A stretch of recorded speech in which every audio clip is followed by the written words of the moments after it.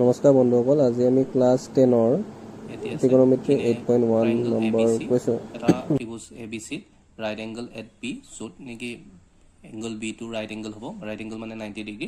তেনেকুৱা এটা এংগলৰ ট্ৰাইএংগলৰ আমাৰ দুটা ছাইডৰ দুটা বাহুৰ দৈৰ্ঘ্য দিয়া আছে। এটা হৈছে A B is equal to 24 centimetre আৰু B C is equal to 7 centimetre. এতিয়া আমাক উলিয়াব দিছে sine A into cos B. তাৰ কাৰণে আমি প্ৰথমতে কি কৰিম, আমাক যেহেতু এটা ৰাইট এংগলৰ কথা কৈছে, আমি ৰাইট এংগলটো আঁকি ল'ম। এনেদৰে এটা ৰাইট এংগল আঁকিলোঁ আৰু ইয়াতে কৈছে যে বিত ৰাইট এংগল হ'ব। আপোনালোকে দেখিছে ৰাইট এংগল এট বি, গতিকে আমি ৰাইট এংগলটো বিত আঁকি ল'লোঁ। গতিকে এ আপুনি যিকোনো এটা দিশত দিব পাৰে, A B C, A B C. গতিকে এইটো এটা ত্ৰিভুজ আঁকিলোঁ আমি।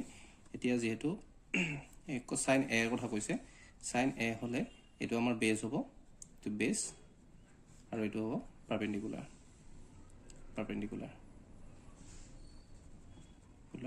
পি, এইটো আমি বেজ। গতিকে আৰু এইটো হৈছে হাইপটেনাছ বা এইচ। গতিকে এতিয়া চাব বন্ধুসকল, আমি জানো চাইন এ মানে হৈছে এটা, আপোনালোকে এটা ষ্টেটমেণ্ট এটা যে জানে, চাম পিপল হেভ কাৰ্লি ব্ৰাউন হেয়াৰ। গতিকে চাম পিপল হেভ মানে পি বাই এইচ। গতিকে পি বাই এইচৰ কাৰণে আমি কি জানো, আমাক দিয়া আছে দুটা ছাইড। ইয়াতে কি হ'ব, এ বিটো বেছ দিয়া আছে মানে, আৰু বি চি দিয়া আছে। এইখিনি আমি লিখি ল'ম ফাৰ্ষ্টে। নেক্সট আমাক উলিয়াব দিছে কছ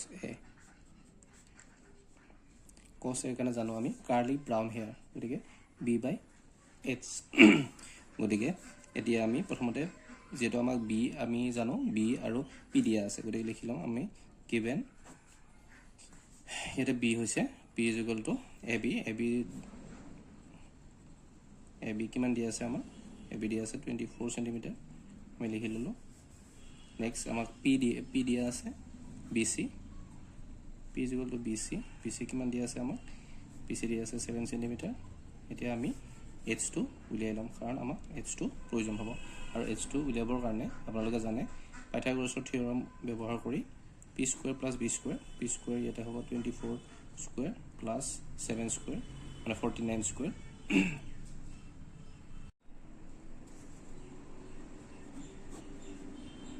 এইটো জানো আমি 476 প্লাছ 49,